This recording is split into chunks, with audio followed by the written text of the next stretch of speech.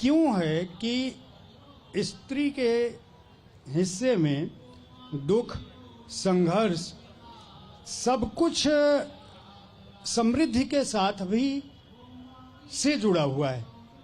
वो पिता के घर में है तो संपत्ति उनकी है, पति के घर में है तो संपत्ति उनकी है, बेटे के घर में है तो संपत्ति उनकी है, सम्मान है, देवी है। फिर भी आज भी हम सीता की बात करते हैं तो हमें कहीं से भी, खासकर विशेषकर मिथिला में तो ये बाकायदा इस बात को माना जाता है कि हमारी बेटी के साथ अयोध्या वालों ने न्याय नहीं किया।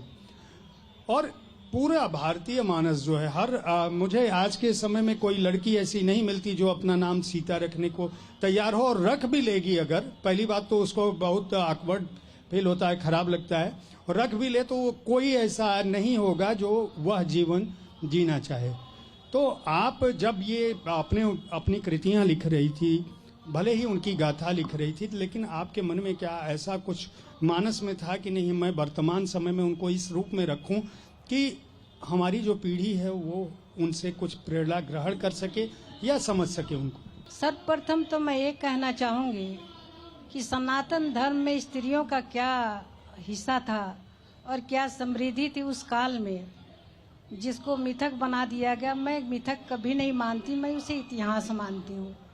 सनातन धर्म का ना कोई आदि है, न मुझे लगता है कि अंत होगा। जब तक हमारे रग रग में वो धर्म बसा है, रचा है, वो धारण करने का योग्य है। जिसके नहीं होने से हमारे ईश्वर भी आधे रह जाते हैं और होने से पूरा रूप उनका अर्ध नारीश्वर बनता है, वहाँ हम स्त्रियों के स्थिति के विषय में प्रमाण दें, ये बहुत बुरा लगता है। जानकी को रचने, हमें इससे पहले कह दूं कि वेदों में आप देखें कि ऋचाएँ स्त्रियों ने लिखा है। स्त्रियां वेद पढ़ती थी, कविताएं लिखती थी, संगीत भी साधती थी, शस्त्र का प्रवीण भी थी, युद्ध क्षेत्र में भी जाती थी, ये सब कुछ था। धीरे धीरे परिस्थितियां बदलती हैं। किसी भी परिणाम पर बात करने से पूर्व हम लोगों को उन परिस्थितियों पर भी दृष्टिपात करनी चाहिए कि ये परिस्थितियां किस रूप में बदली और वो परिस्थितियां क्या रही होंगी। तो वहाँ से हम अगर चलते हैं, स्त्रियों की स्थिति देखते हैं, तो मैं यहाँ सावित्री का उदाहरण थोड़ा दूंगी। वो जमराज वाला प्रसंग मैं नहीं कहूँगी, मैं अलौकिकता और चमत्कार पर बिल्कुल विश्वास नहीं करती। लेकिन मैं ये कहना चाहूँगी, जिस समय सावित्री को पिता ने कहा हुआ कि तुम स्वयं वर ढूंढने जाओ, देशाटन करो, तो इसमें 3 बातें उभर कर आती हैं। स्वयं वर ढूंढना, यानी कि उस समय वयस्क कन्याओं के विवाह हुआ करते थे जब वो अपने हित में विचार करती थी। दूसरा, वो कितना निर्भय समाज रहा होगा कि पिता चिंता मुक्त हैं कि हमारी पुत्री देशाटन के लिए गई और स्वयं वर ढूंढ करके लाने गई है। दूसरा, बाल विवाह नहीं होता था। हमारे यहाँ बाल विवाह, सती प्रथा या पर्दा प्रथा, ये सब बिल्कुल नहीं था पुरातन काल में। अब मैं जानकी जी पर आती हूँ। त्रेता युग में आई है। सीता कुल गोत्र विहीन कन्या थी।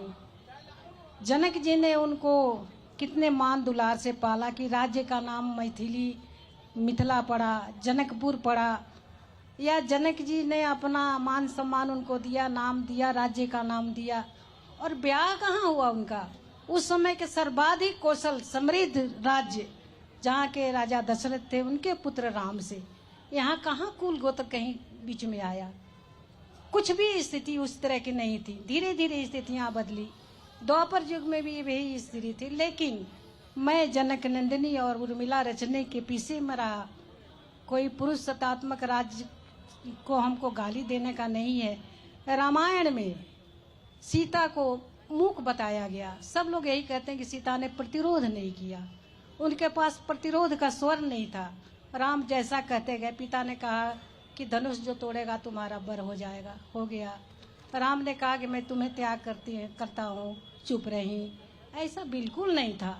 सीता ने भरपूर प्रतिरोध किया है, हर क्षण किया है। सीता उस समय भी कहती है कि मेरे अंदर द्वंद्व नहीं होता। अगर मुझे अपना वर वरण करने की अनुमति होती या छूट होता, स्वतंत्रता होती, नहीं थी। मैं पिता के प्रण से बंधी हूँ।